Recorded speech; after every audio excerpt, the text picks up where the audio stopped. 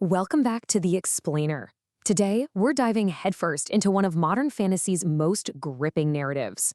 We're going to take a deep dive into the mind of author R.C. Rucker, and specifically, we're unpacking his darkest, arguably most compelling character from the Grim Shadows universe, Cain Greythorne.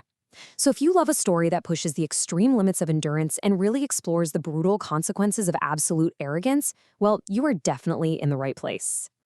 Okay, let's dive right into this. What makes a monster truly tragic? It's a fascinating philosophical question, and it sits right at the very heart of Cain's story. See, Cain Greythorne isn't your standard fantasy hero, and he's not really your standard villain either. He is a thousand-year-old immortal bounty hunter, but his immortality, it's definitely not a gift. It is a living nightmare. This is a guy who has outlived everyone he has ever known. He's a lone figure whose only real constant is his own unending suffering. Part 1. The Anatomy of a Curse. To really wrap our heads around Cain, we have to look past the swords and the bounty hunting. We have to look at the affliction that dictates his every waking moment. He is, quite literally, a man rotting while he is still alive. Rucker refers to this simply as the condition. And I want to be super clear here, this is not your romanticized, sparkly vampire lore, and it's not a mindless zombie virus. This is a completely unique, terrifying state of undead existence. Cain suffers from constant physical and mental decay. If he just lets it go unchecked, his flesh literally rots away, his teeth sharpen into fangs, his hands twist into claws, and his physical strength surges to these insane inhuman levels. It's a perpetual, agonizing deterioration, and he has to actively fight against it every single day just to hold on to his sanity and stop himself from devolving into a feral beast. And this brilliantly illustrates his gruesome dilemma. I mean, how do you even fight that kind of decay? Well, he has two incredibly grim options for medicine. The first is this volatile mix of potions and necromantic embalming fluids. When he uses it, this medicine fully restores his original handsome form and holds back the insanity. But there is a devastating catch. Even though he knows exactly how to make it, the magic mysteriously fails every single time he tries to brew it himself. It just doesn't work for him. So he's entirely dependent on tracking down a rare few scholars of forbidden magic, and when he can't get those potions, he's forced to rely on the second option, the warm, fresh flesh of humanoids. Consuming this provides only minimal temporary restoration. We're talking sometimes just lasting for minutes, and it violently fuels his intense self-loathing. He absolutely despises cannibalism, but it is literally his only immediate alternative to becoming a mindless monster. Part 2. Betrayal and the Wish. So, how does someone end up in a state this horrifying? To answer that, we have to shift gears from his visceral daily horror to his damning arrogance in the past. Go back 1,000 years. Cain was the last true heir to the throne of Greythorne. He was a warlord, a conqueror, and a man whose defining trait was just this relentless, selfish hunger for power. Let's walk through this dark history step by step. Step 1. Cain sought out a witch who genuinely fell in love with him, and he completely manipulated that love just to learn all her forbidden magical secrets. Step 2. Once she wasn't useful to him anymore, he callously betrayed her. He handed her right over to the mage hunters to be tortured and executed. Step 3, and this really highlights just how cruel he was, as the ruler, he absolutely could have saved her, but instead, he just stood there and smiled as she burned alive at the stake. And finally, step 4. Right from those flames, she cast her dying, agonizing curse upon him. So the biggest takeaway here is that Cain's fate was no accident. His absolute selfishness and insatiable greed are exactly what locked him into this horrific eternal existence. And let me tell you, that witch made absolutely sure he could never just walk away from what he did. Part of his curse dictates that he actually has to sleep in the soil of his homeland. To survive as a wanderer, Cain has to keep a pouch of Greythorn soil tied around his neck. Without it, his decay and insanity rapidly accelerate. But eventually, that soil loses its potency, which literally forces him to physically return to the ruined, haunted city he used to rule. And when he goes back, the ghost of the witch frequently appears to him, but she doesn't scream at him or attack him. No, she appears just to tell him that she still loves him. It is such a brilliant, agonizing form of psychological torture. Cain will sit on his ruined throne for days, just drowning in profound emotional pain, because he knows he is guilty as hell. His intense self-loathing doesn't come from some fear of getting caught. It comes from squarely facing the inescapable, eternal consequences of his own choices. Part 3. A Battle Against Time.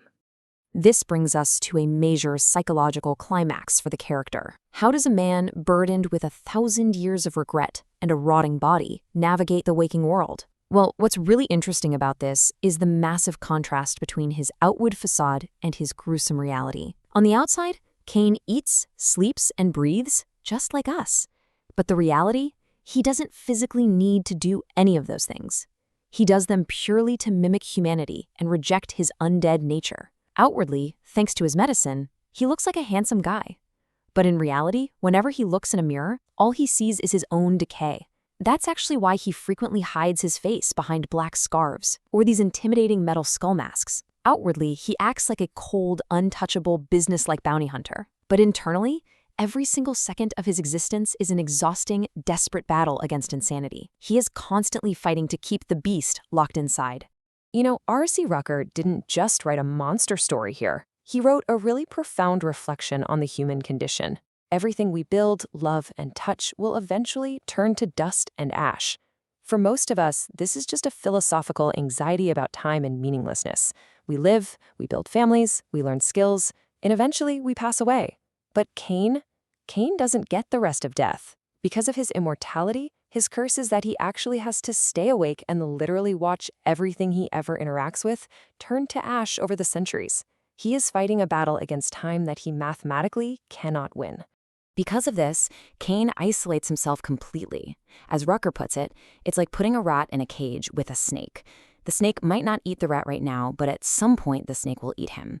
This is such a powerful metaphor. It explains exactly why Cain is so ruthlessly businesslike and why he deliberately takes bounty hunting jobs, tracking down beings that are worse than he is.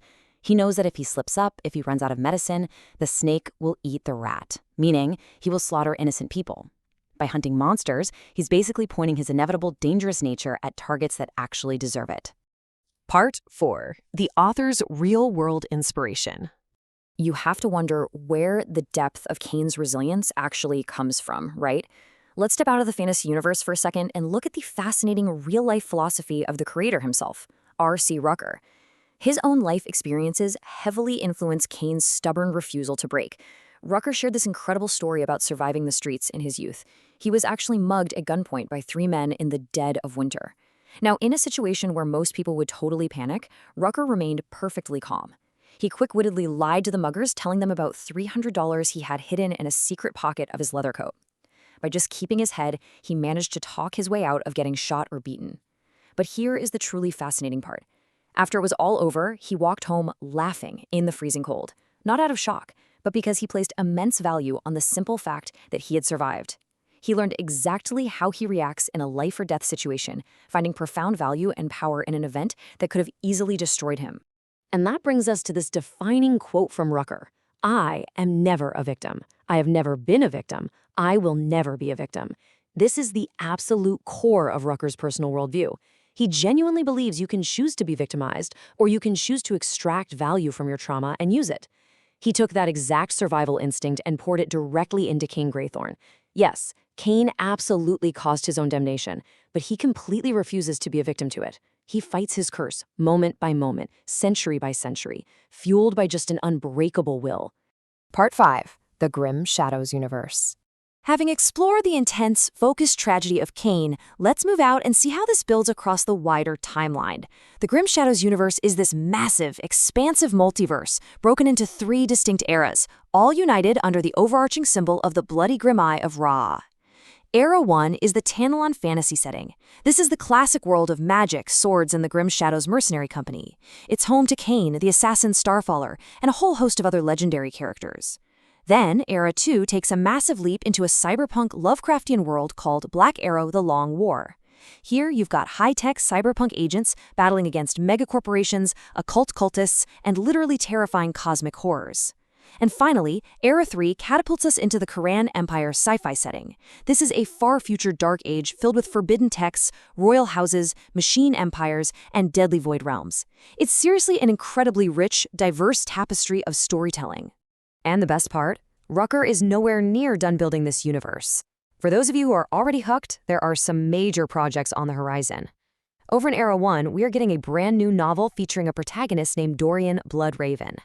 Now, if Starfaller is the assassin and Cain is the monster, Bloodraven is known as the Noble Lord, which is going to bring an entirely new dynamic to the fantasy realm. Plus, Rucker is finishing up the very first sci-fi novel set in Era 3, which will massively expand the lore of the far-future Karen Empire.